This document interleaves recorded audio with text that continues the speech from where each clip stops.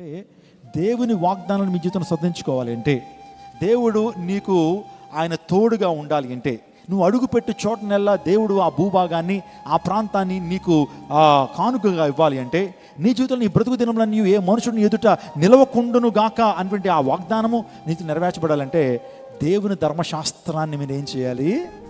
అనుసరించాలి. ధర్మశాస్త్రం అంటే ఏంటి చెప్పండి? ధర్మశాస్త్రం దేవుని వాక్యం. ధర్మశాస్త్రం నాకు ఎంతో ప్రియములు అంటాడు. కాబట్టి దేవుని వాక్య ప్రకారం జీవించాలి. ఎంతమంది ఈ యొక్క నూతన సంవత్సరంలో మేము దేవుని వాక్య ప్రకారం జీవిస్తామన్నటువంటి వారి చేతులు చూపించండి. పాస్టర్ గారు, మేము దేవుని వాక్య ప్రకారం జీవిస్తామండి. వరల్డ్లీ ఫిలాసఫీస్ కాదండి, సైంటిస్టులు చెప్తున్నవి, చరిత్రకారులు చెప్తున్నవి, స్వామీజీలు చెప్తున్నవి, బాబాలు చెప్తున్నవి, ఇవి మేము నమ్మమండి. దేవుని వాక్య ప్రకారం జీవిస్తాము అన్నటువంటి వారి జీవితంలో దేవుని ఆశీర్వాదాన్ని మెండుగా పొందుకుంటారు. ధర్మశాస్త్రాన్ని ఏం చేయాలి? ప్రేమించాలి. దేవుని వాక్యాన్ని ప్రేమించాలి, దేవుని వాక్యాన్ని ధ్యానించాలి, దేవుని వాక్యాన్ని పఠించాలి, దేవుని వాక్య ప్రకారం జీవించాలి. Praise God. హల్లెలూయా.